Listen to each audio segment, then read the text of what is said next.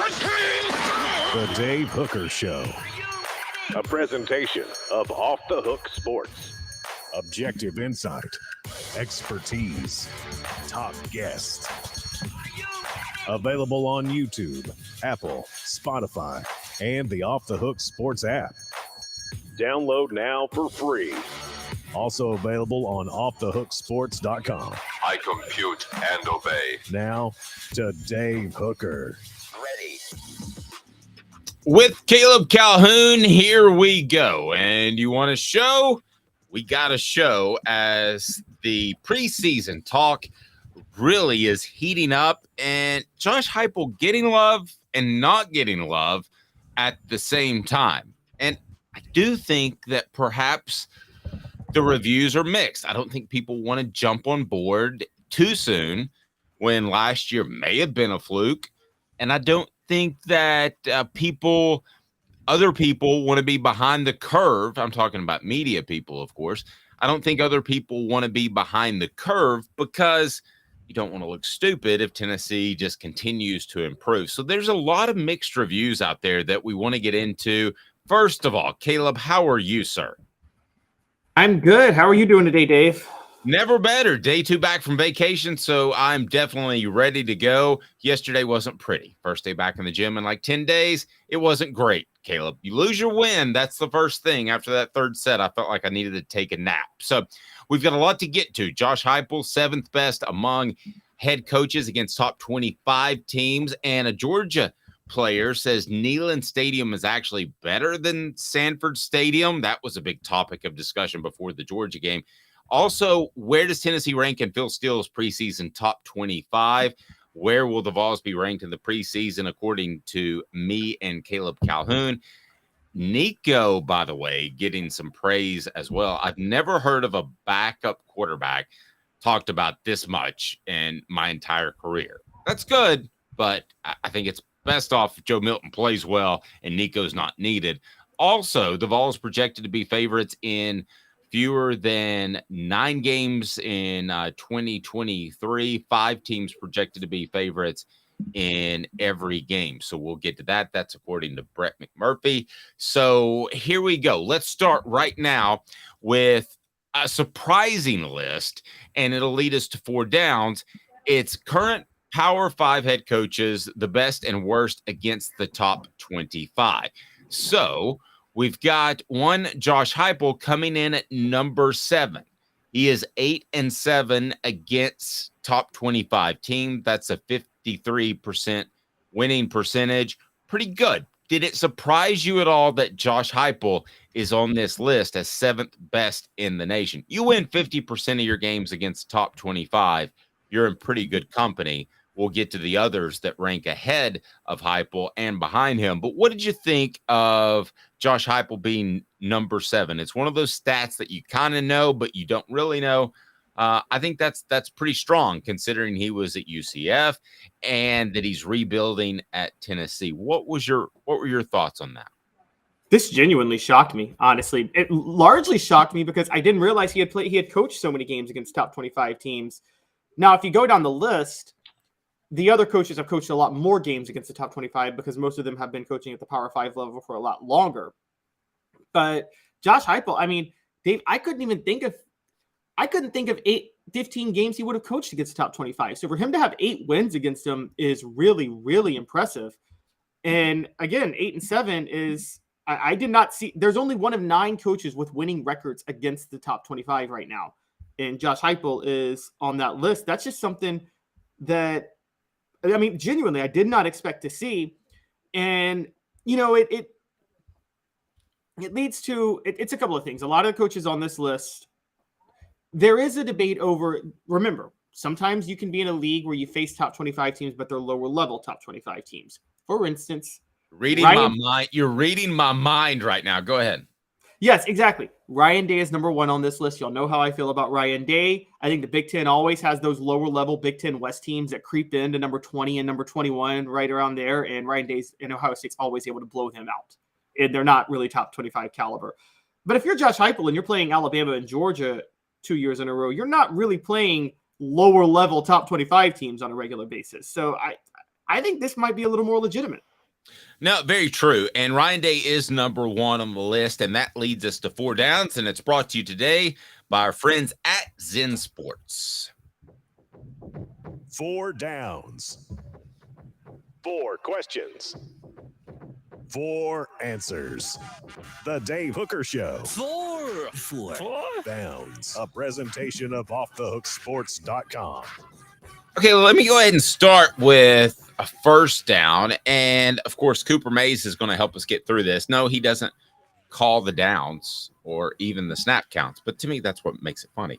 So let's get to Cooper Mays right now. And Cooper, what do you think? What down are we on right now? Coop here. First down. Thank you, Coop. Is this a fluke? Is this a fluke, Caleb Calhoun, that Josh Heupel is number 7 in the nation against top 25 teams? Is it a fluke? Yay or nay? No, I'm going to say no with him because one of those top 25 wins is Alabama and another one is Clemson. And you can't really overrate those. No, and I'm going to say absolutely not a fluke because I'm going to take it as a career view. And that is that, again, he was at UCF. So he's kind of got one hand tied behind his back against top 25 opponents.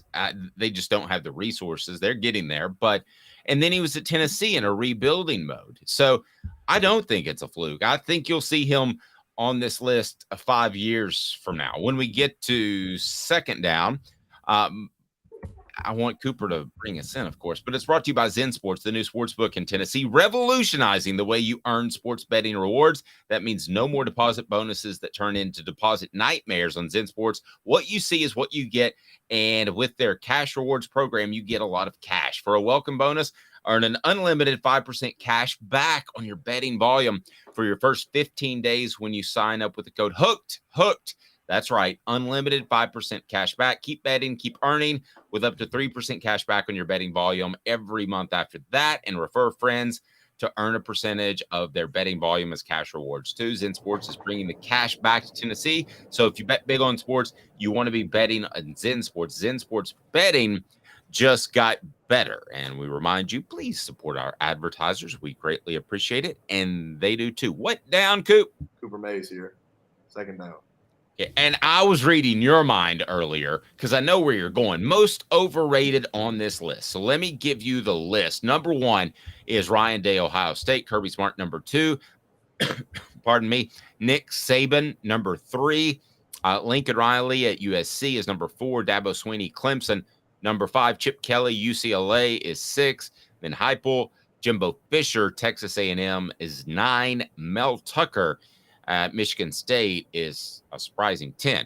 Okay, so most overrated on this list, I bet you're going to say somebody that's name rhymes with Brian May.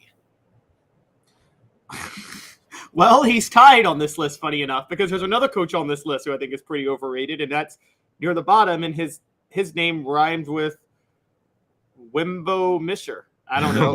Good old Wimbo Misher. So is Ryan Day the most overrated? Because what you said was absolutely true. Top to bottom, you could make an argument that the Big Ten was better last year than the SEC. Now, at the very top, I think the SEC was clearly better, having 2 elite teams, maybe 3, maybe 4, that were right in the hunt for the college football playoff. So, but you're right. Ryan Day, it seems like every single week he's playing a number 21 blank. So there are a lot of wins against lower level top 25 teams. Yeah, exactly. And that's where I think this comes in. The reason that's why I put Jimbo Fisher in there too, because if you remember, the same held true for the ACC for years. So when Jimbo Fisher was at Florida State, I mean, he beat Duke one year when they were in the top 25. Like, come on. Okay. So that was that 1 year Duke, how they won the Big Ten Coastal or the ACC Coastal with David Cuckless. So I'm thinking, when those are your top 25 wins, it's hard for me to quantify it. So yeah, Ryan Day is very high I think Ryan Day and Jimbo Fisher are tied for this. And Ryan Day is going to be higher because he has a better win percentage overall. So yeah, he's more overrated. And whatever you want to say about Jimbo Fisher, he's got a national title. And so, I mean, true. I would go Ryan Day. I would have, because of the national title, I would give him a clear-cut number 1 as far as the most overrated. Coop, what down is it? Tennessee center Cooper Mays here. Third down. Okay, so this may sound like a weird question, but who's the most underrated coach on this list? The most underrated coach, the guy that you think is somebody you'd go out and hire, but on this list, maybe they're not as well represented. I'm going to go ahead and go first. I think it's Josh Heupel. And that if you want to give me a close second, I probably would go along the lines of a Chip Kelly at UCLA, even though I think his best of times are behind him. But I think it is Heupel. I mean, I think he's the most underrated coach on this list. I think that the average football fan that lives in Montana may not know about Josh Heupel, but he's probably heard of Dabo Swinney, Saban, Smart, Ryan Day, because they've been around in the spotlight a little bit longer. But I go Josh Heupel. Okay, so I have to agree with you. By default, I have to agree with you with Josh Heupel, but, LSU homer Caleb Calhoun jumping in here and saying that Brian Kelly is also still underrated to me.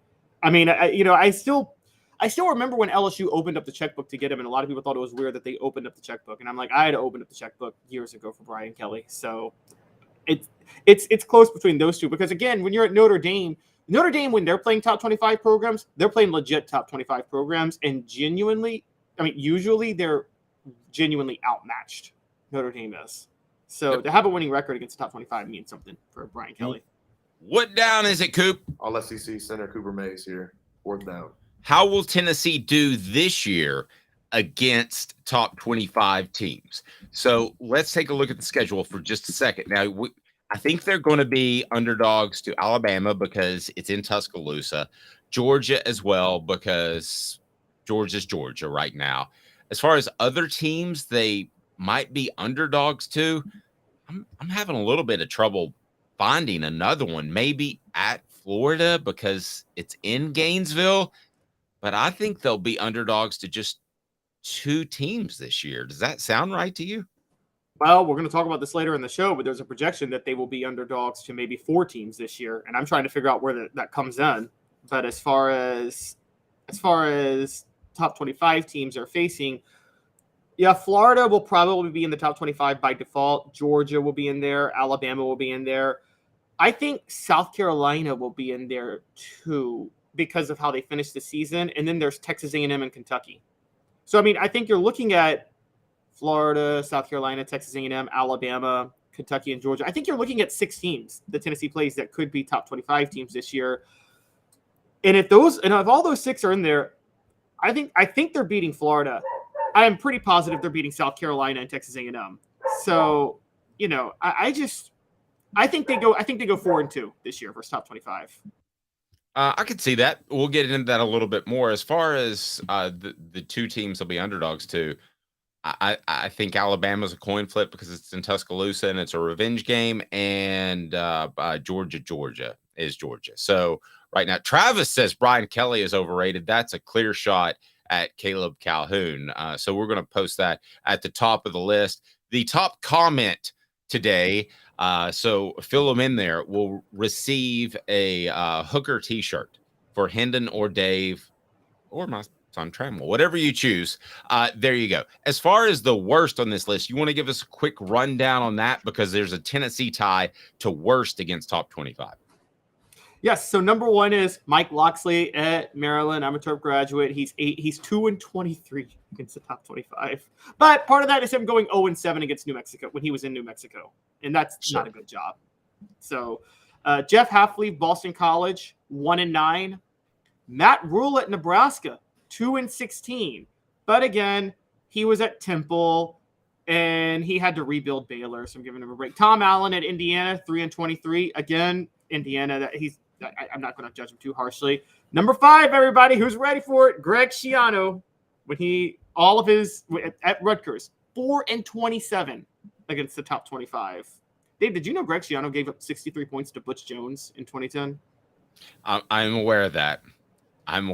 Is he liked at all by Tennessee's fan base right now, or is he still the hated one? Greg Schiano or Butch Jones? Because I think they're both pretty hated. Well, I would say Schiano is where I was going. I know that Butch Jones is is pretty much hated, and I don't blame him whatsoever. So, Schiano to me is, aside from all the stuff at Penn State, and I don't know that I've said this publicly before, he would have been a very average hire. He would have been a Butch Jones success type of hire, a very different person, but he would have had that sort of success. So, and he also has a track record of being a bit of a snake too, though. Remember what he did with Josh Freeman when he made up a story about Josh Freeman being a drug addict because he was trying to devalue him on the free agent market when he was true. And I also remember when I called the Don Bosco head coach to do an interview with several of his players. And I said, I know the coaches are there and I don't know exactly what the schedule is. And he said, well, every coach from Rutgers is here except for Greg Schiano. He didn't even tell his own coaches that he had taken the Tampa Bay job. And they're on a recruiting visit while he's flying to Tampa. That's not a great dude, Caleb. I hate to tell you, but if I make a major, well, I'd love to tell you, if I make a major career move, you will know it from me before anybody else, but no plans to do so. So a big topic last year is Sanford Stadium in Athens overrated. And it got kicked into high gear because Eric Ainge basically said Sanford's not a tough place to play. And during the 2000s, a lot of times it wasn't. That end zone wasn't closed. Now you have a Georgia offensive lineman in Tate Ratledge saying that Neyland Stadium is the best stadium in the SEC. I'm sure Kirby Smart and Georgia fans aren't happy to hear this, but it is why I absolutely love linemen in general, and that they are very honest. And so, especially offensive linemen. So, Sanford or Neyland Stadium, I think this pretty much gives you insight into this. I don't think that Sanford's in the top 10 of toughest places to play. It's tougher than it used to be. I thought Eric Ainge was a little bit off, a little bit dated because of the improvements they've made. And the people that said it's an easy place to play were crazy. But as far as Neyland and Sanford Stadium, there's not a comparison. It's just really not. No, not at all. And I've covered multiple games at both places, and Neyland is one of the top 5 toughest places to play, in my opinion. Sanford's lucky to be in the top 10. It's funny. So when you were off last week, Jaru and I had a conversation because there was a guy on a Reddit board, a guy from Ireland who's traveling through the South this fall, and he's actually going to go through Tuscaloosa for a game. And he asked all these questions like, is there football in October? I'm trying to experience American football. Yeah. And Josh paid us all tweeted, and we agreed. If he goes to an Alabama game in October and that's his first American football game experience, he's never going back to Ireland. He's never going back home at all because he's going to want to stay here forever. And then we started breaking down what's the best college football environment place to go. And I said that Athens would have been number 1 if not for Sanford Stadium not being that loud of a place. And that's the only thing that's holding Athens back from being the best college experience in the SEC by far for college football, because Athens is a nice town. No, agreed. And Rocky Top Tom, I'm going to put you up on the main screen because I do want to address a comment you had. And by the way, top comment gets a T-shirt from Off the Hook Sports. Rocky Top Tom says, here we go again. The hedges are tough. Our offensive line had 9 pre-snap penalties because of the noise in Sanford last year. It's a really tough place to play now. It's not the 90s anymore. Here's how I would address that. And you're up for the top comment of the day right now, and you can win a T-shirt. Tom, I want to say this. I think a lot of places can get up for a game, but is it tough for every single game? Does it scare a UTSA, or does it scare a smaller opponent? I believe it does, and I believe it's always up for the big games. So, Caleb, I don't want to say that Sanford can't get up. They clearly did. Good for them, but I don't think week in and week out it's that tough. Yes, and as Georgia offensive lineman Tate Ratledge was saying, he was saying Neyland's better than Sanford, but he wasn't claiming that Tennessee fans were better than Georgia fans. He was. Neither one's better than the other, but the point is the stadium is open on one side, so the sound travels. No, true. And also Neyland it's a lot of metal and concrete. I mean, that's a big factor too. I mean, it's raucous in there. I don't think there's any question about it. Just for the record, how would you rank the top 3 stadiums? Because I would say now I'm talking about teams at their best that are competing for championships. I would say LSU and Florida are tied for 1 in my mind. Neyland is a very close second. And then you kind of hit a different level. So I think that, you could make an argument for Sanford or Tuscaloosa, Bryant-Denny. You could make an argument for actually Columbia, for South Carolina, Williams-Brice. You could make an argument for a lot of people. I'm not sure who's 4th, but I feel pretty certain who's 1, 2, 3. Bryant-Denny is on that level now with Neyland. And, well, the Swamp and Baton Rouge are on their own. Nobody's on the Swamp and Baton Rouge's level. Anybody who's been to those stadiums, just the way they're designed, they are so loud. And so that's a tier on its own. The tier right behind them, Neyland and Bryant-Denny are on that tier together. Bryant-Denny closed the bowl, I guess it was about 10 years ago, Dave, 13, 14 years ago. And also Alabama's got a new wave of younger fans so it's not a bunch of old people anymore in the stadium. So the combination of those two things makes the fan base a lot louder. So Bryant-Denny's on that level. I don't know because I haven't been, but I hear Texas A&M's on that level too. I haven't been there either, but I hear it's elite. Please hit that like and subscribe button. We greatly appreciate that. I want to get to that clip where Tate Rutledge says Neyland is so great. And it's brought to you by City Heating and Air Conditioning, City Heat and Air.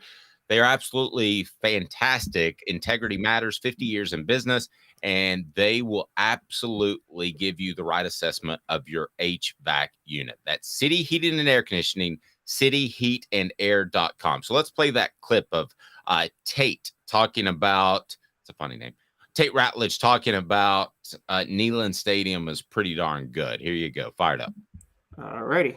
Hey, I love that. I don't know Neyland Stadium what it was. No offense to Sanford or Georgia fans, but Neyland Stadium is the best stadium in the SEC. I disagree with that. 112,000? Forget the numbers. And it's a bowl? Yeah, but I'm going to be honest. On the river? Sanford, when we played Tennessee, was definitely louder than when we played at Tennessee. Imagine if our fans were in that stadium, though, how loud it would have gotten. Hey, I love that. I don't know Neyland Stadium. Wow, that's a lot of love for Neyland Stadium. 112,000. They don't even seat that many, but Tate Rutledge apparently likes Neyland Stadium. And also, there's a giant flaw in comparing how loud Tennessee fans were in 2021 when Georgia went to Knoxville and blew them out of the waters versus how loud Georgia fans were last year when they were beating Tennessee. If Tennessee was in that game with Georgia in 2021 or in the game with Georgia, if they're in the game with Georgia this year, trust me, Neyland Stadium will be much louder than Sanford Stadium will at that point. So it depends on that. I think that's a lot. Georgia and Alabama fans have Alabama players not last year, but Alabama players before last year and Georgia players still have a skewed version of Neyland Stadium because it doesn't get that loud. It wasn't getting that loud over time because they were blowing out Tennessee by the end of the first quarter usually. And so absolutely agree. How about some Josh Ward up next? Please click that like button and subscribe. We greatly appreciate that. If you haven't already, got a lot of great things coming up. The Spencer Riley Celebrate 98 episode is up, and he might be one of the funniest men in East Tennessee. I'm just going to go ahead and tell you that. If you haven't watched that yet, you don't remember Spencer Riley, he was a center that was as quotable as they get. Absolutely fantastic. All right, so we'll be back in exactly 2 minutes, and Josh Ward will join us. He's Caleb Calhoun. I'm Dave Hooker. Off the Hook Sports. These mountains hold and defend a spirit far better than moonshine. A drink that holds flavor that becomes necessity. A hard cider made and relished by folk who are as hardy as they are legend. A refreshment that can only be found in one place. With a taste that makes you say, give me 3 bottles of the good stuff. Tennessee Cider Company, where necessity can be found. Family has been creating jewelry since 1986, each piece unique, with a story all its own. I'm Rick Terry with Rick Terry Jewelry Designs. I'm a jeweler, and I want to be your jeweler. We're grateful that you chose us to be Knoxville's best jeweler. My family and staff look forward to serving you. So please come see us. Kingston Pike and Campbell Station Road in the heart of Farragut, and downtown on Gay Street, right next to the Tennessee Theater. Hi, Mike Davis here with City Heating and Air, reminding you to always dare to compare. Our team provides quality local heating and air service, installation, and maintenance across East Tennessee. We use only the best equipment like American Standard heating and air conditioning for your residential, new construction, or commercial needs. Honesty, dependability, and customer satisfaction have been the cornerstones of our business since 1961. City Heat and Air. Dare to compare. With all that sun, sand, and salt water, the beach is a very relaxing place. Unless you wear contacts. Ow! Open your eyes to the best the beach has to offer with LASIK vision correction from Campbell Cunningham Laser Center. Ah. Do you want to own the more that owns every job? Then get to Vassy Lawn and Garden in Cleveland and get you a Toro. I'm David Vassy, here to talk to you about Toro. With a Toro Zero Turn, you'll get more out of every minute and you'll reach the finish line faster. At Vassy's, we like to say, no matter if you're mowing 3 acres a week or 11 lawns a day, homeowners and business owners alike find confidence in equipment they can trust from top to bottom. Vassy Lawn and Garden, Highway 60 North in Cleveland. Man alive, it's worth the drive. These mountains hold and defend a spirit far better than moonshine. A drink that holds flavor that becomes necessity. A hard cider made and relished by folk who are as hearty as they are legend. A refreshment that can only be found in one place. With a taste that makes you say, give me 3 bottles of the good stuff. Tennessee Cider Company, where necessity can be found. Who's this guy? Hello, wizard. The Dave Hooker Show. Who? A presentation of Off the Hook Sports. What? YouTube, Apple, Spotify, and the free Off the Hook Sports app. Back to Dave Hooker. With Caleb Calhoun and our Thursday guest, it is Josh Ward, the one, the only. You can hear him on the Sports Animal from noon to 3. Does a fantastic job and pretty good cat as well. Josh Ward, how are you, sir? Doing great. Great to be with you guys. Yeah, we certainly do appreciate it. And Josh, we were digging into a couple of different things, and one is very relevant to you in that you recently had Phil Steele on, and I read some of the quotes. Somebody aggregated part of the quotes, and he seemed very, very high on Tennessee. So, and that they would challenge Georgia. So let me set you up, share what Phil Steele said, and then I want to share where he has Tennessee ranked because they seem to conflict a little bit. But if you could first start with what Phil Steele said. Yeah, he does expect Tennessee to contend in the SEC East. Now, contend and win are two different things. But last year, Phil was very high on Tennessee's offense. He began the conversation by pointing out that he predicted 45 points a game for Tennessee a year ago and ended up being short of how good Tennessee's offense was. But he's high on Tennessee, the depth of the offense, especially at wide receiver. Part of that because of the arrival of Dante Thornton. Because when you hear, wait a minute, depth at receiver, don't they have to replace the Biletnikoff Award winner in Jalen Hyatt and then Cedric Tillman, who may have been their best wide receiver on the team, especially over the last 2 years, both of those guys off to the NFL. But the arrival of Dante Thornton has generated buzz, and that's not necessarily news to Tennessee fans, but Phil, he tries to talk to every coach of every team, and he actually ended up talking to Joey Halzle instead of Josh Heupel, but Halzle's the new offensive coordinator and has been the quarterback's coach, and I think from that conversation, Phil drew that, okay, Dante Thornton's probably going to play an important role in this offense, so Phil is again expecting a lot of points, but within the schedule, Texas A&M is his biggest surprise team, and that might be one reason that while he expects Tennessee to contend in the East and maybe be number 2 to Georgia, he doesn't have Tennessee beating Georgia out to win the SEC East. So he has Tennessee 19 in his preseason rankings. I mean, to me, challenging the preeminent program right now in college football, I would think they'd be at least more around 10. you may have known that, you may not. But does that surprise you? Did that surprise you?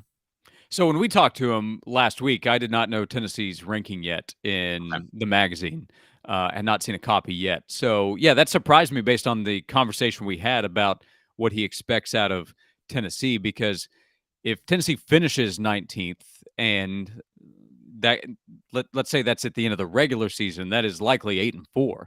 So Tennessee would have gone 4-4 in conference, we'll assume, because I'm going to give Tennessee a win against Virginia and the other 3 non-conference opponents. So if Tennessee goes 4-4 in the SEC, that means they've suffered a couple of losses against teams that right now fans are saying we better beat those teams. One could be Texas A&M, which would be disappointing but not be stunning. But then that means somebody else in the East: Florida, South Carolina, Kentucky, Missouri on the road. None of those games are games that I'm hearing Tennessee fans right now talk about losing. So that would be really disappointing in a number of ways if that's how it plays out, aside from injuries blowing up the season.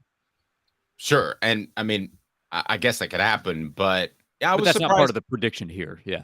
Yeah, I was really surprised to see 19. Just coincidentally, I read somebody that aggregated your interview and then saw the 19 like within an hour. So anyway, Caleb, go right ahead. Yeah, Josh, it's funny you bring that up because I was paying attention. I've been following Phil Steele for 20 years now, and the only time I ever remember him getting Tennessee like dead wrong was 2002, and you guys probably remember that year. He had them number 1, and then they finished 8-5. But that was like I still have not seen a team get wrecked by injuries like the 2002 Vols did. But he has had a pretty good read on Tennessee over the past 2 decades in terms of when other teams rate them high and he thinks they're overrated, he gets proven right, I guess, a lot of times. So how much of this is a concern given his track record of accuracy on Tennessee specifically since 2005? Well, a little bit. I'd like to go back and have a follow-up knowing the ranking after the fact, and maybe there wasn't as much thought put into the rankings as there was the team information, because his comments, and by the way, Phil knew that he was on the radio at Knoxville. He might have played up his compliments of the team, knowing that he was talking to listeners in Knoxville who are Tennessee fans. At the end of the conversation, he also said, though, hey, fans have to be happy. When I said, hey, you can go check out the magazine, he promoted where you can find it. And I said, hey, Phil, thanks. Always great to have you on the show each summer. And he, before saying goodbye, said fans have to be excited. So I think he has a genuine good feeling about Tennessee's football team, and especially the offense. Again, to go back to Texas A&M, he is high on the Aggies, and that is a team on Tennessee's schedule.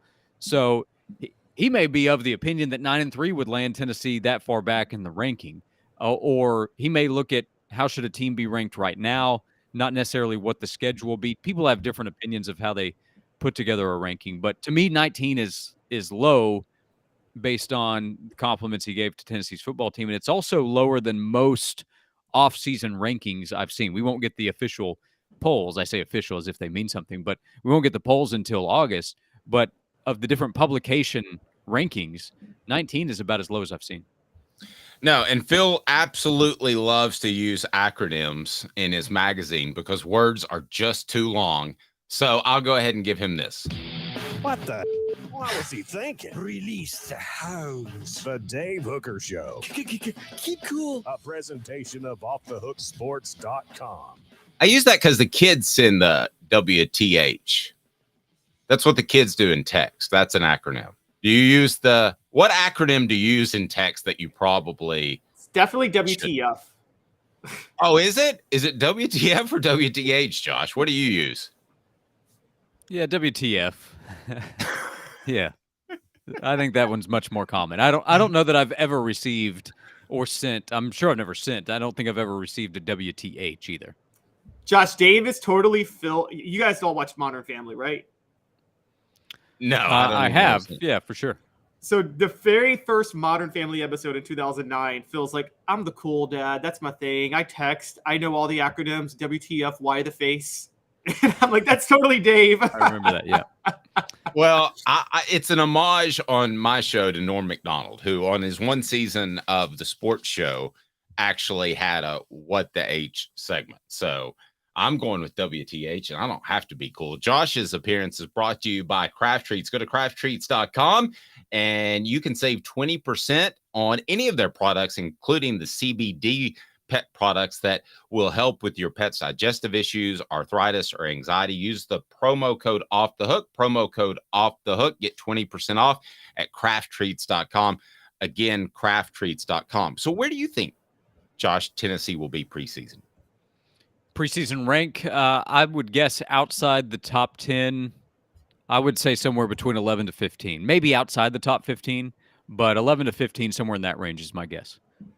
I'm at 12, so we're in the same place. Josh, we don't have FCC regulation, so Travis asked, what does WTF mean? Do you want to go ahead and throw that out there? Well, if you know what the F word is, then it's removing word and just relying on the F, and then you can figure it out from there. Right. Okay. So we're both, we're all in agreement, I think, around 10 to 14, 15, somewhere in there. So that's definitely good. Not seeing 19.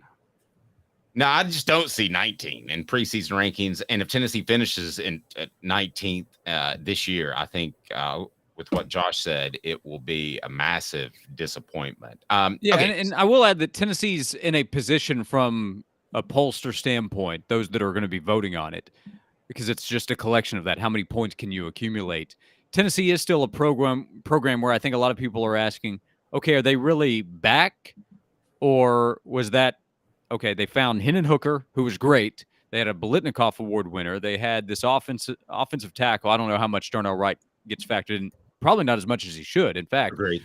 But knowing those guys are gone does leave a question of, okay, Joe Milton's back, but I don't recall thinking too many good things about Joe the last time he was the starter. I don't know that that's fair, but that'll be the mindset of some saying, okay, Tennessee has to prove it. But so many programs have so many questions, and Tennessee's offense, I think, gets a benefit of the doubt that even if it takes a step back, which is likely, it's still a top 10 offense nationally, which would make it really difficult for Tennessee to be worse than a top 15 team, I think, considering the depth and development of players on defense. So if Tennessee's outside the top 15, I think that is too harsh of a prediction of what Joe Milton will be at quarterback. But we'll find out. There'll be plenty that vote Tennessee outside the top 15. I think the average of it will have Tennessee inside.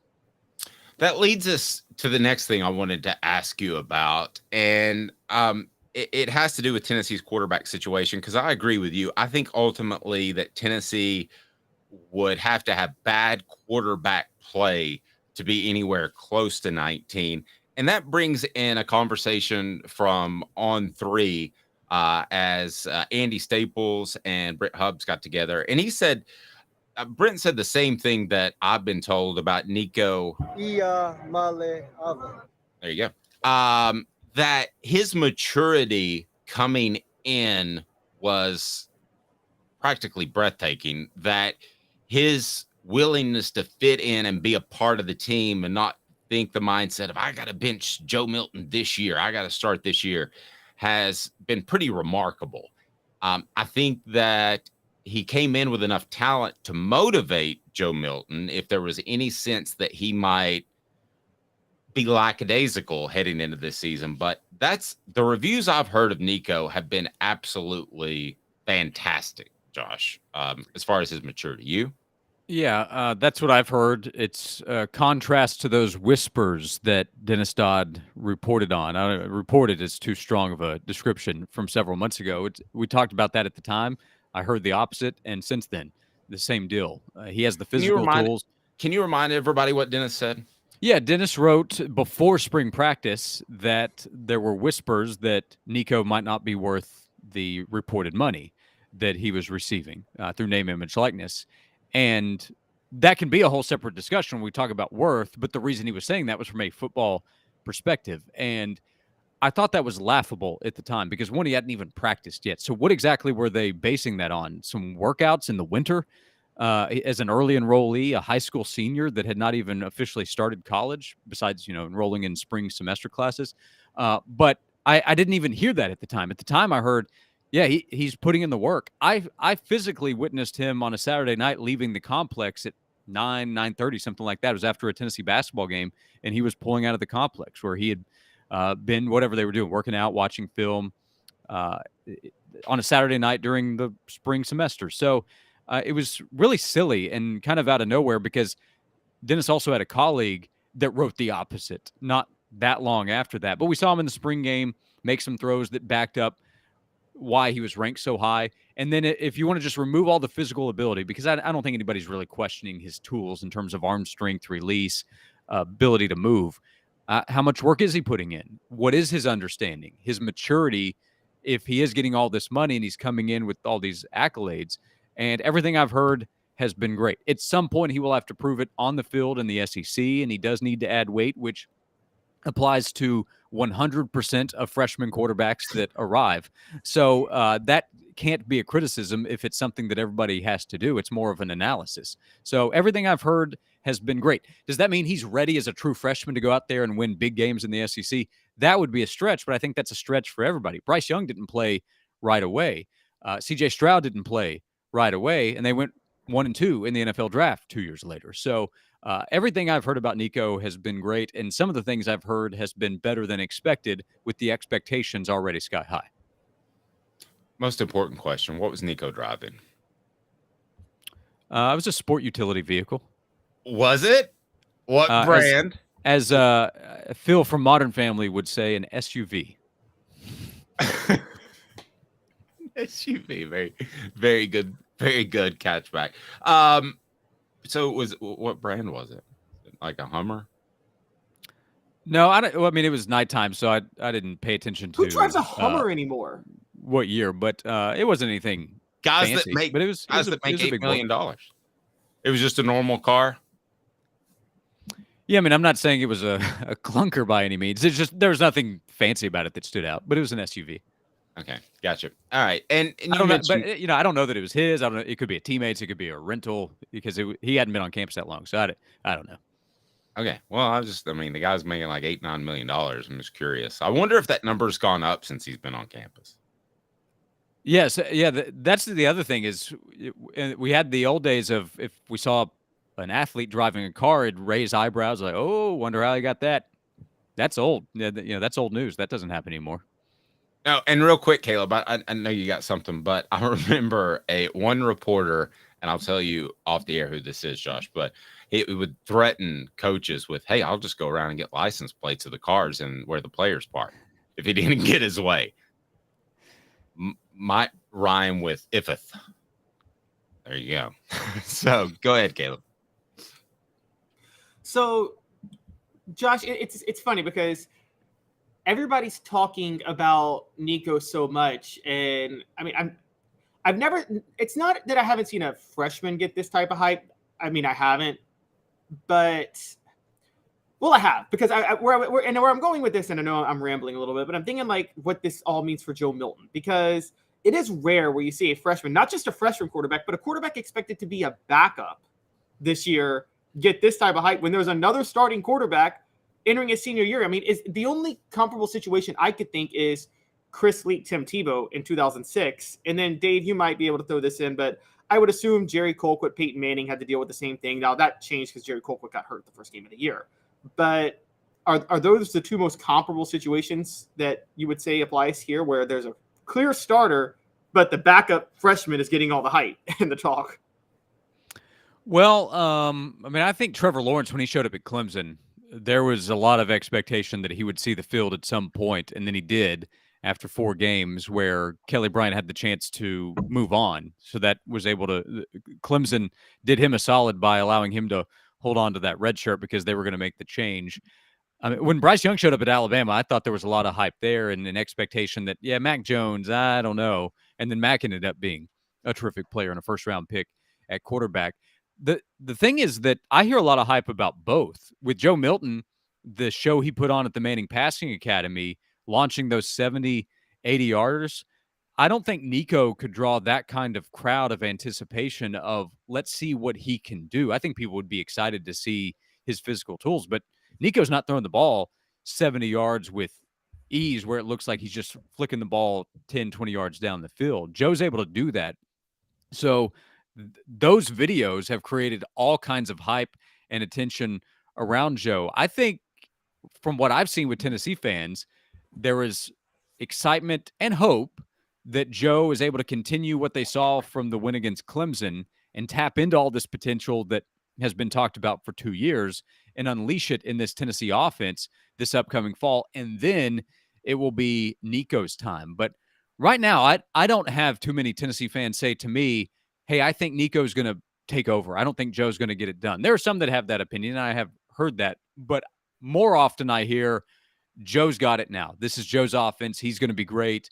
He's going to help lead Tennessee back to a 10-win season, maybe even better. I hear more of that. That doesn't mean it speaks for everybody, but that is the reaction I get right now. And over the last month, I think the hype has built around Joe because he has been out there and fans are seeing him and hearing from him. His quote the other day at the Manning Passing Academy that came from his media session where he said, I don't lose in Florida. That started to get some attention. Tennessee goes to Florida this upcoming season. So I think fans are very excited about the confidence that Joe is showing. And from that, are growing confident in his ability to have a big year as a senior. Dave, go ahead, Kev. Sorry, I just wanted to ask one last thing because we're talking about Joe. Both you guys, yes or no? Will we see a touchdown pass of more than 70 yards through the air, meaning the receiver catches it in the end zone and it's a 70-yard touchdown pass this year? Oh, wow. Goes in the air 70 yards. We're going to see some overthrows of 70 yards. I know. Will we see a touchdown where he launches it from behind the 30 and it's caught in the end zone? Yes. Yes. Are we counting? Are we saying a 5-step drop? So he's roughly 5. We're counting it from where he throws it. I will say yes. I will say no from the line of scrimmage to where the ball is caught 70 plus. I'll say no. He might have a 70 plus yard touchdown, but I'm going to say that's going to include the yak. Yeah, there's another one for you. Yards after catch. Yards after catch. What the WTH? I would. Yeah, they don't call it yards after reception. Yards after catch is what we're looking at. That's right. And I would say this to your point, Caleb. Jacob Eason, even though it didn't pan out, I think he was the guy that was supposed to replace Stetson Bennett, and that didn't work out. But I don't see that happening to Nico. I don't see a transfer. I don't see anything like that.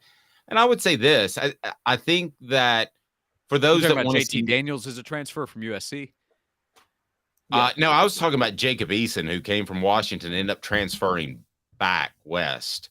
When he came in, I think everybody thought, but I would take Daniels too. I think there are about 3 or 4 guys they brought in they thought would bench Stetson Bennett. Yeah, well, I think your timeline's a little off there. So it went Eason and then Jake Fromm. Fromm was the guy after Eason. They went back-to-back freshmen that came in with a ton of hype there. Okay, gotcha. All right, so one thing I would say about Josh Heupel that could be a criticism when it comes to handling quarterbacks is he too loyal to a quarterback.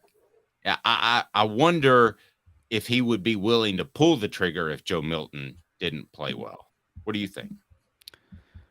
That's a good question. I mean, Virginia and Austin Peay, I just would be stunned if it goes poorly. But game number 3 at Florida, there's a chance that Florida's defense comes out and they're aggressive and they're able to force pressure and it forces Tennessee's offense into some mistakes.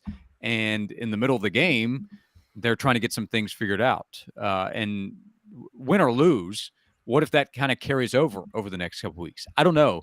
The last time a change was made, it was kind of forced on Josh Heupel. When Joe Milton got hurt against Pitt, Hendon Hooker came in and then continued on after that, and it just was obvious that he needed to remain in the position. There was no opportunity for Milton to get that job back. But what if Milton hadn't been hurt in that Pittsburgh game? How long would he have been able to stay as the quarterback? How long until a change would have been made? Because I think a change was inevitable with how things were going there. I don't know. So this would be a test, but I do agree in the loyalty part. I think that applies to his staff because loyalty is also from comfort in knowing what you're getting out of the player, or at least believing you know what you're getting out of the player from what you've seen in the practice field and the meetings and the conversations you've had. I think that's applied to the coaching moves we've seen where guys have been elevated. Ablin this offseason, last year Kelsey Pope, and paid off with Kelsey Pope. He has a Blitnikoff Award winner. He's 1-for-1 as a full-time assistant coach. So if Joe struggles, if he doesn't play quite as well, if the offense is not as crisp as expected, I mean, he also brought in Nico. So what is loyalty? Because Nico's his guy too. That's who he recruited. Joe's a guy that transferred in. But from everything I know and understand, I believe Josh Heupel is fully confident in Joe getting the job done. And that would lead me to believe that he'll get a pretty long leash, that if there's some struggles early on, part of that could be due to what they see with the offensive line. They don't have the same protection they could expect with Darnell Wright, and they're trying to get the left guard position figured out. So if they see some of the issues coming from pressure that is caused by opposing defenses due to offensive line issues, well, they're probably not going to be all that confident in a true freshman going in. Also consider they have 2 scholarship quarterbacks. If you make a change, well, you move Joe to number 2. Where's his mindset at that point? If you go to a freshman has to get it done, because you've now pulled the plug on Joe Milton as a senior, and be difficult to get that confidence back too. So I think they will give him as much time as they believe he needs if it's slow out of the gates. Is it fair to say that playing Milton ahead of Hooker after what we saw the past couple of years that's been Josh Heupel's biggest mistake at Tennessee? Well, he hasn't made too many, so yeah, I think so. And it's still fairly explainable. At the time, I thought Hendon made more sense based on what we had seen in college. When they went with Joe, I did also give Josh Heupel the benefit of the doubt at the time that, okay, I know he can coach offense, and I know Joe Milton has this skill, so maybe it will work out. But it was too quick of a turnaround for Joe arriving to a few months later being the starting quarterback in an offense that he admittedly was still trying to learn. His knowledge of the offense is so much better now. And there were differing opinions behind the scenes at the time. Should it be Hendon? Should it be Joe? It was the wrong decision, but it was explainable why they went with Joe. But, I mean, how many mistakes has Josh Heupel made to this point? So, yeah, I'd say it ranks number 1. I mean, wouldn't that be – I don't want to be like – I don't want to call it arrogant, but have you guys ever seen a coach who is so thoroughly confident in his ability to coach offense the way Josh Heupel is? I mean, he hires staff members that are on his staff that are loyal, that are familiar with the system. He wants his guys at quarterback, so he picked Joe Milton over Hendon Hooker. So because he signed Joe Milton, is it me or does Josh Heupel have a level of borderline arrogance of how much he thinks he knows about the offense and the guys he wants? I would be arrogant if I were as good as him at coaching offense. I would say yes. Yes. So, yeah, he does. Who's the most arrogant offensive coach of all time? Steve Spurrier? I mean, his belief in what he was doing and changing quarterbacks, I mean, that's not what Heupel is doing. So, yeah, maybe a little bit of it. But, Heupel didn't bring Hooker to campus. So he looked at it and said, okay, Joe's a guy we need to bring in. And coming out of the spring, it's not like that spring when Josh Heupel had arrived, because Hendon had arrived having been recruited as a transfer by Jeremy Pruitt. And, that was such a wild time in Knoxville. It was a transition for everybody. I didn't have anybody in the spring coming out of it saying, man, Hendon is the guy. This guy is going to lead this offense. So when Joe arrived, it made sense with the questions that still loomed over the quarterback position. At that time, at that time of Joe coming in and going into fall camp, a lot of the opinion was from fans, okay, Joe probably wins the job. If it's not him, then it's got to be Harrison Bailey. This will be Harrison's chance in the offense. And then it was Hendon Hooker. We ran a Twitter poll, which is far from scientific, but who do you want to be the starter? Joe Milton. Very scientific. Yeah, Joe Milton, Harrison Bailey, Hendon Hooker. Hooker barely got any votes. It was Milton that led. Then there were a lot of votes for Harrison Bailey. Then there were some votes that made it appear like maybe somebody accidentally clicked on Hendon. He got no talk. And he ends up being a Heisman contender 2 years later. So it would be revisionist history to say it was obvious at the time that Hendon should be the guy. And that's also to me why Hendon deserves so much credit, which he's gotten plenty of at this point, that he knew pretty early on after Joe had arrived that, okay, Joe's going to get the opportunity here. And then he goes through fall camp and then the start of the season being the backup. And it would be easy to wonder, why did I come here? I came here with Jeremy Pruitt recruiting me. Now there's this new coach and he doesn't have the confidence in me. But everything I heard was Hendon was as dedicated as if he had been named the starter. And that allowed him to be ready, and that's why he did what he did after he took over. Well, and if you want to put a positive spin on this, you could say that he had Hendon ready. So in coaching, the way he set up practice, Hendon was ready, so you would anticipate if something happened to Joe or he didn't play well, that Nico would be ready this year. That's fair to say, right? Yeah, sure. I mean, I've never heard any ill will from Hendon Hooker about how it was handled by Josh Heupel. So, yeah, I mean, it was obviously a mistake based on what we've seen from Hendon Hooker and how things started out with Joe Milton. But it was not an egregious mistake, and it's on a short list of mistakes that Josh Heupel has been made. And, yeah, absolutely. When Hendon went out there, he did some good things against Pitt. He had that interception that he threw late. No blame at all. I mean, again, he hadn't been getting the first team reps. So it all worked out. It all worked out. And eventually a change would have been made, I believe. How long? Tennessee's thankful that it won't have to know. And now the hope is that what Joe understands now will pay off for him. And part of that comes from learning from Hendon Hooker. Josh, great stuff as always. Noon to 3 on the Sports Animal. What the H, what the F. We got to the bottom of that, and what Nico drives. So I thought it was a very productive session. I don't have anything else to add from an acronym standpoint. Had a great time and enjoyed it, guys. I agree. CYA. See you later. That's actually something else. Oh, that totally means something else. So since we talked about Norm Macdonald, his best bit is what's with the acronym ID? It feels like the D's carrying most of the weight. Sorry. That could be. If you think about it, dentification, it's got the whole thing. My favorite from Norm is chairman of the board when he was just ripping on Carrot Top's movie as a guest with Conan, I believe. Oh, yeah. Remember that one? B-O-R-E-D. Chairman of the board, do something with that. Is it spelled B-O-R-E-D? Yeah.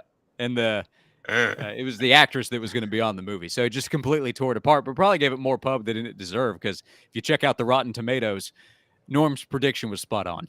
Yeah, agreed. I'm going to get it demonetized, but D carrying most of the weight is all I'm thinking of right now. It means something totally different. Sorry, That's like guys. 9 letters. All right, Josh, great stuff. You got to see it. Did you get my email, by the way? I did. Did you have time to read a book on the weekend? As a father of 3 small children, assume it's a rhetorical question. You're going to wait for the audio version. Well, if you're one of my beta readers, you get a free copy of the book, which I'm sure you can't wait for. It'll be a Merry Christmas for all. Josh, I'll give your kids a book, and I'll even sign it. How many pictures? Pictures in the book? That's actually what we're struggling with right now. So thank you, Josh, for bringing that up. Yeah. He's fantastic. Noon to 3 on the Sports Animal at Josh_Ward.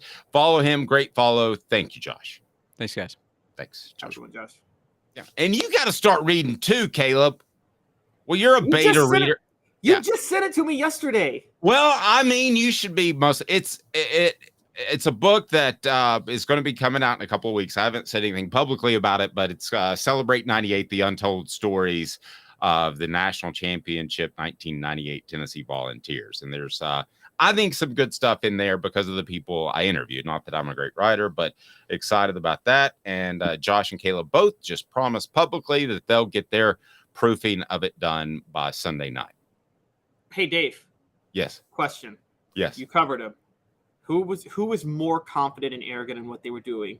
Lane Kiffin is 1 year at Tennessee, or Josh Heupel now? It's good stuff. I'll answer that question in exactly 2 minutes with Caleb Calhoun. I'm Dave Hooker. And Craving Wings South North Shore location, where we've heard people say that you can get the best wings in East Tennessee. Pero ¿quién es este? El número 87, Jacob Warren. I'll just do 6 on my sauce 87, please. Imposible, señorita. Dale 6 más. Look at these wings. Perfectas, deliciosas, fantásticas. Man, I don't know what you're saying, but it sounds awesome. How do you say fresh, never frozen in Spanish? Frescas, nunca congeladas. Make your way to Craving Wings and get you 6 más. But what was funny about Cadis, we were a full continuum of care at that time. We had detox, we had inpatient, we had outpatient. So we were doing a lot of the things that we do now. but now we just do them so much better. It's really a simple program, but we're complicated people. I am what I am, and now I got to do something about it. You can take your life back. Call Cadis today. Got cataracts? We can fix that. Never miss another moment. With a little help from Doctors Campbell, Cunningham, Taylor, and Hahn at cctis.com. Do you want to own the more that owns every job? Then get to Vassey Lawn and Garden in Cleveland and get you a Toro. I'm David Vassey, here to talk to you about Toro. With a Toro Zero Turn, you'll get more out of every minute and you'll reach the finish line faster. At Vassey's, we like to say, no matter if you're mowing 3 acres a week or 11 lawns a day, homeowners and business owners alike find confidence in equipment they can trust from top to bottom. Vassey Lawn and Garden, Highway 60 North in Cleveland. Man alive, it's worth the drive. Our family has been creating jewelry since 1986, each piece unique with a story all its own. I'm Rick Terry with Rick Terry Jewelry Designs. I'm a jeweler, and I want to be your jeweler. We're grateful that you chose us to be Knoxville's best jeweler.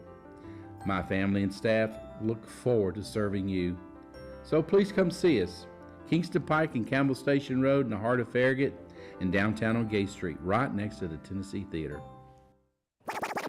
You're listening to The Dave Hooker Show, a presentation of OffTheHookSports.com. The internet is full of pictures of each and every one of you. Available on YouTube, Apple, Spotify, and the Off the Hook Sports app. Download now for free. Is there nothing you people can't do? Also available on OffTheHookSports.com. As far as most arrogant / cocky / confident, you asked the question, was it Lane Kiffin in his 1 year at Tennessee or Josh Heupel now? And I think cockiness has a bad connotation, so I'm going to say confident. I actually think it was Lane Kiffin. I think he was more confident in what he was going to do and build Tennessee into than Josh Heupel, because I think Josh Heupel has had the realization that things didn't go fantastic at Oklahoma, Caleb, for him. And when you get a little bit of comeuppance, that affects you. Lane Kiffin got comeuppance with the Raiders, but his response was basically the owner's an idiot. So he didn't learn anything from that. I think Josh Heupel, which you pointed out, changed his offense significantly. So to me, that would be the determining factor. Lane walked in thinking he was going to win multiple national championships.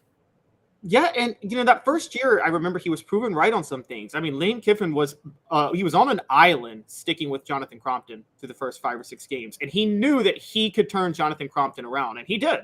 I mean, look, that's Dave. You were covering the team. Did anybody think Jonathan Crompton was going to have that renaissance second half of the season when you were covering him throughout the first 5 games? I was close to the Crompton family, so I hoped. Did I think it? No, I can't say that I thought it. But man, I'm so glad that happened, because that's a great family. Jonathan recently named the head coach where he went to high school at Tuscola High School there in North Carolina. So he's got big things cracking, and really happy for him. But I can't say that I thought that was going to happen. And ultimately we found out that David Reeves, Lane Kiffin's brother-in-law, didn't know how to coach quarterbacks, because when Lane Kiffin took over, then it was a lot different. So appreciate Josh joining us. And also I remind you, the top comment of the day wins a Hooker t-shirt, an Off the Hook Sports t-shirt. So go ahead and throw that in there now. So far, here's who we've got. We've got Rocky Top Tom, who's throwing high heat with his comment earlier about playing between the hedges, and Tennessee's offensive line had 9 pre-snap penalties. So top comment of the day gets a Hooker t-shirt. Right now, Rocky Top Tom looks like he's going to be able to sew this thing up. So I'll put my email here, and you can get on board. What did you think of Jonathan Crompton, the second half of that season? Were you completely stunned, or just kind of surprised that Crompton was able to pull it out. I was genuinely shocked. I thought that Tennessee should have I was one of those people 4 or 5 games into the season thinking Tennessee should have just scrapped the pro style and put Gerald Jones in the Wildcat and run Wildcat the rest of the year with Gerald Jones at quarterback. And I thought they had a better chance of winning games doing that. Largely because if you remember, Tennessee's defense was actually good that year. Imani Kiffin's Tampa 2 was a perfect fit for the personnel of that defense, of the players they had. And that was a seamless transition. No, completely agree. Now, getting back on topic a little bit, we've got Tennessee and projected to be favorites in fewer than 9 games in 2023. This according to Brett McMurphy. Give me the breakdown here, because it surprises me a little bit in terms of where people are viewing Tennessee. We talked about Phil Steele earlier and this now. What do you think, Caleb? Yeah, so Brett McMurphy of the Action Network reports on Colin Wilson, who also is of Action Network, and his power ratings and the way he projects out the season. And based on these projections, he's named the teams that will be projected to win all 12 of their regular season games, 11 of their 12, 10 of their 12, and 9 of their 12. And now, to be fair, let me start with this. If you're projected if it's projected to be a pick, then it's not a win. So it could be that for Tennessee. But as far as we are seeing right now, Tennessee is not projected to be favored in more than 8 games this year. Now, I'm having a really hard time seeing it. And if everything went as Vegas projected, Alabama, Georgia, Louisville, Michigan, and Washington would be favored in every single game they play this year. Yes, Louisville's on that list. Is going to be favored in every single game they play this year. So I look at that and I think, well, if everything goes as projected, where would Tennessee be an underdog outside of Alabama and Georgia, unless you consider Florida and Texas A&M pick'ems? Okay, I'm going to make an argument, for them to be underdogs in 4 games. I'm not saying I believe it, but I'm kind of playing devil's advocate here. So let's start with, as you mentioned, Alabama and Georgia. They're going to be underdogs, I believe, in both of those games because the Alabama game is in Tuscaloosa. I actually think that'll be a surprisingly high number. I think it might be 7 or 8. But as far as Georgia, I think they'll be underdogs there because Georgia's Georgia right now. Let me make an argument for 2 more and tell me if this is a reach. At Florida, you're playing at Florida, so I think that's a factor. Let's remember this about Florida, too. They're going to play at Utah and McNeese before Tennessee.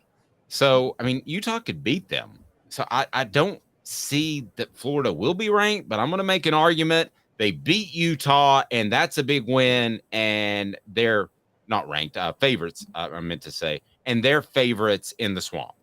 So I'll make that argument. The other argument I guess I would make would be Texas A&M. Bobby Petrino comes in, cleans a lot of things up, and Texas A&M looks really solid for the first half of the season. And, man, I'm having trouble making this argument even because it is in Neyland Stadium. But that would be my argument. So let's say Tennessee slips up, maybe, against Florida, plays average against South Carolina, which I don't think will happen. Possibly an underdog to Texas A&M, but I am really, really stretching to even get to 4, Caleb. Yeah, and let's not forget that Texas A&M, before playing Tennessee, has to visit Miami, has to host Auburn, play Arkansas at a neutral site, and then host Alabama. Given their record, are we sure that Vegas isn't going to react to them losing maybe 2 of those games? And I'll give you one that I thought of, more likely than both. And I'm looking at it now. There's a good chance they're underdogs at Kentucky. And let me break down why real quick. So Florida will be Tennessee is going to be favored in their first 2 games, right? They're going to be favored against Virginia and Austin Peay. So they'll be 2-0. Say that Vegas goes as expected. Florida's going to be an underdog at Utah. We agree on that? Yes. Okay, so Florida loses to Utah and beats McNeese. They're 1-1. Tennessee's 2-0. Tennessee was already higher ranked to start the year. So I think Florida might be an underdog to host Tennessee. They lose that game. They're 1-2. They beat Charlotte. They're 2-2. Then they go visit Kentucky. They're 2-2 visiting Kentucky, who at that moment is going to be 4-0 because they're going to be favored against Ball State, Eastern Kentucky, Akron, and Vanderbilt to start the year. So I think Kentucky will be favored over Florida. And so they'll be favored to start 5-0. They'll be underdogs to Georgia to be 5-1, and then they'll be favored over Missouri. So Kentucky is going to be favored based on the games. They'll be 6-1 based on when they'll be favored before they play Tennessee, and they'll be coming off a bye. And so I think Vegas might actually favor Kentucky when Tennessee visits them this year. Here's the other thing to remember, though. If we're reaching a little bit with Texas A&M, or I'm sorry, Kentucky, excuse me. If I think do you really think that Tennessee's going to be an underdog at Kentucky, or are we playing devil's advocate still? Well, okay, so Kentucky's 6-1 coming off the bye if everything goes as favorites. Tennessee, meanwhile, is probably 6-1 too coming off a bye because not coming off a bye, just 6-1 too because they visit out, but they will have visited Alabama the week before and may have lost. Now, I will say this. We're saying all of this, but to be fair, Vegas they don't react to things that were predicted. You know what I mean? Like, that's what the polls do. But Vegas stays relatively stable the whole time. So they're not going to get, on the other hand, when I say this, they're not going to get fooled by Florida losing to Utah and then say, oh, maybe we should favor Tennessee over Florida, even though we would have favored Florida. They're going to stick with what they were. Vegas is much more consistent in understanding of where teams are, not what they don't believe what your record says, which is why they're smarter than everybody else on this. Yeah, and see, I think Kentucky's going to get hammered at Georgia 2 weeks before, so that'll affect the number. The other thing that'll affect the number is Tennessee's fan base, and I'll tell you why. And it's brought to you by Andy Mason Group. Andy is, and his group are passionate, knowledgeable real estate agents with Elite Realty, about 40 years of experience. That's pretty awesome. And best prices, best service in the biz. That's pretty simple. So go ahead and make the right move for your next real estate transaction. Go to andymasonrealestate.com. That's andymasonrealestate.com. And the other reason that the numbers will be inflated against Tennessee and they might be an underdog is Knoxville and the Tennessee fan base is a huge gambling area, and they can shift the number by betting too much on Tennessee. And that's why we've seen the number move a couple of points. It seems like it happens once or twice a year. And we've seen that happen historically, Caleb. So those are my reasons playing devil's advocate that Tennessee could be even close to close to an underdog in 4 games.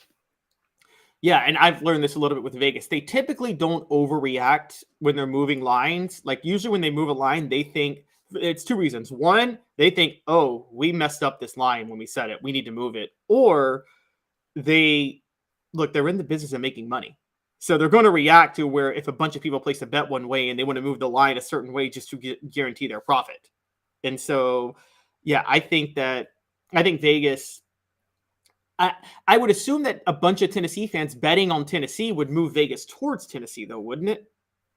Or do you think they take the gamble, move the line even further the other way, and say, "Hey, we're going to get a huge payout when they're proven wrong on this"? Yeah, I mean, I've just seen the number move at times, and I think that Tennessee is a huge gambling fan base. Travis says, I'm going to bet $100 on every game we're underdogs in with Zen Sports. Love it. Download the app. That's Zen Sports. And don't forget that promo code HOOKED. Use HOOKED. And you will get paybacks, and you can recommend it to other people as well. We greatly appreciate Zen Sports and all they do. So in the end, when we're having this conversation in mid-December, Tennessee will be an underdog in how many games? Will have been an underdog.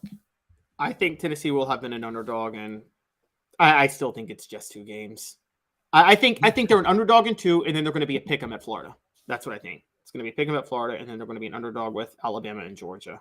That's how I think this is going to work. Nope, I can roll with that. Rocky Top Tom wins our Shirt of the Day contest. Top comment on YouTube. We want you to like and subscribe. We greatly appreciate that. Top comment each and every day will get a Off the Hook Sports t-shirt, so we'll gladly hook you up with that. And Dan leaves us with this, which is pretty good. Lane Kiffin is a legend in his own mind. I tend to agree with that.